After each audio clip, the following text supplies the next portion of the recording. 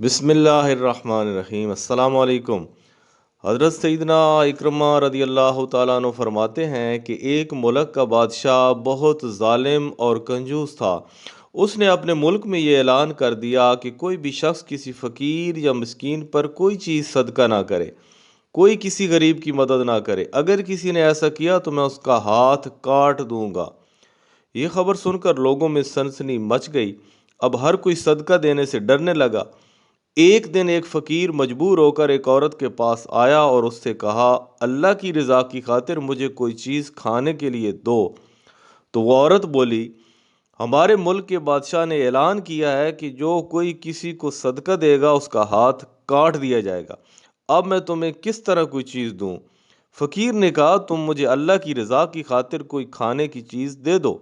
عورت کو اس فقیر پر بہت ترس آیا اور اس نے بادشاہ کی ناراضگی اور اس کی سزا کی پرواہ کیے بغیر اس فقیر کو 2 روٹیاں دے دیں۔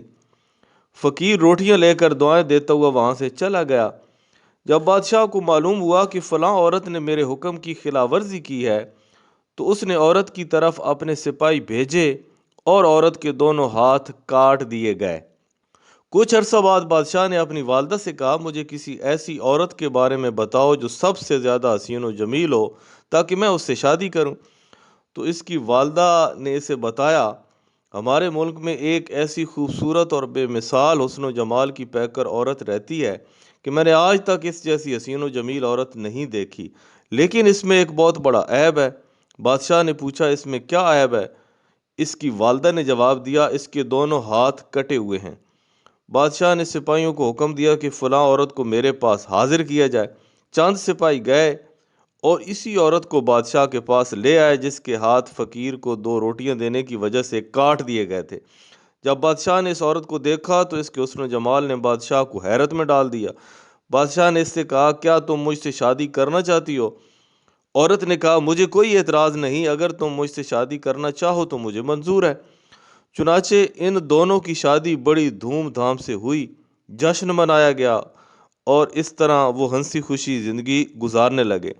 بادشاہ کی دوسری بیویوں کو اس عورت سے حسد ہو گیا اور وہ دن رات حسد کی آگ میں جلنے لگیں۔ ان کے دل میں یہ بات بیٹھ گئی کہ بادشاہ اب ہمیں اتنی وقت نہیں دیتا جتنی اس غریب و نادار نئی دلہن کو دیتا ہے۔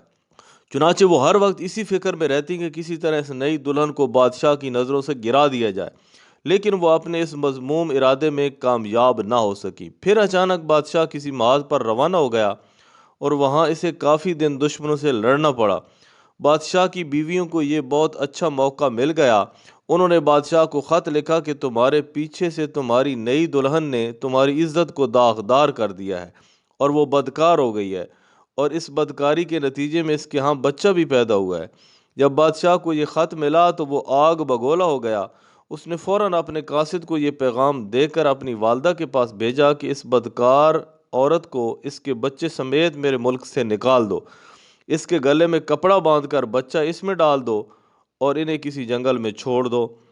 جب اس کی والدہ کو یہ پیغام ملا تو اس نے ایسا ہی کیا اور اس کے گلے میں کپڑا ڈال کر بچہ اس میں ڈال دیا، پھر اسے ملک سے دور ایک جنگل میں چھوڑ دیا گیا۔ اب وہ بیچاری تنہا جنگل میں رہ گئی، لیکن اسے اپنے رب سے کسی قسم کو کوئی شکوہ نہ تھا۔ وہ تو اس کی رضا پر راضی تھی۔ وہ بیچاری اسی طرح جنگل میں گھومتی رہی، پیاس کی شدت نے اسے پریشان کر رکھا تھا۔ بالآخر اسے دور ایک نہر نظر آئی، وہ نہر پر گئی اور جیسے ہی پانی پینے کے لیے جھکی تو اس کا بچہ گہرے پانی میں جا گرا اور ڈوبنے لگا۔ جب عورت نے اپنے بچے کو ڈوبتا دیکھا تو وہ رونے لگی۔ اتنے میں اس کے پاس 2 خوبصورت نوجوان آئے اور اس سے پوچھا، تم کیوں رو رہی ہو؟ اس نے کہا، میں پانی پینے کے لیے جھکی تو میرا بیٹا اس نہر میں گر کر ڈوب گیا، میں اس کے غم میں رو رہی ہوں۔ ان خوبصورت نوجوانوں نے پوچھا، کیا تو چاہتی ہے کہ ہم تیرے بچے کو نکال لائیں؟ عورت نے بے تاب ہو کر کہا، ہاں میں چاہتی ہوں کہ اللہ مجھے میرا بچہ واپس لوٹا دے۔ ان نوجوانوں نے دعا کی اور اس کا بچہ نکال کر اسے دے دیا۔ پھر انہوں نے پوچھا، اے رحم دل عورت، کیا تو چاہتی ہے کہ تیرے ہاتھ تجھے واپس کر دیے جائیں اور تو ٹھیک ہو جائے؟ اس نے کہا، ہاں میں چاہتی ہوں۔ چنانچہ ان دونوں نوجوانوں نے دعا کی اور اس کے دونوں ہاتھ بالکل ٹھیک ہو گئے عورت نے اللہ پاک کا شکر ادا کیا اور حیران کن نظروں سے ان نوجوانوں کو دیکھنے لگی، جن کی برکت سے اسے ڈوبا ہوا بچہ بھی مل گیا اور اس کے ہاتھ بھی اسے لوٹا دیے گئے۔ پھر ان نوجوانوں نے پوچھا، اے عظیم عورت، کیا تو جانتی ہے کہ ہم کون ہیں؟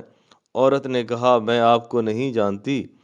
عورت کا یہ جواب سن کر انہوں نے کہا، ہم تیری وہی 2 روٹیاں ہیں جو تو نے ایک مجبور سائل کو دے دی تھیں۔ اللہ کی ان پر رحمت ہو اور ان کے صدقے ہماری مغفرت ہو، آمین بجاہ النبی الامین صلی اللہ تعالی علیہ وآلہ وسلم۔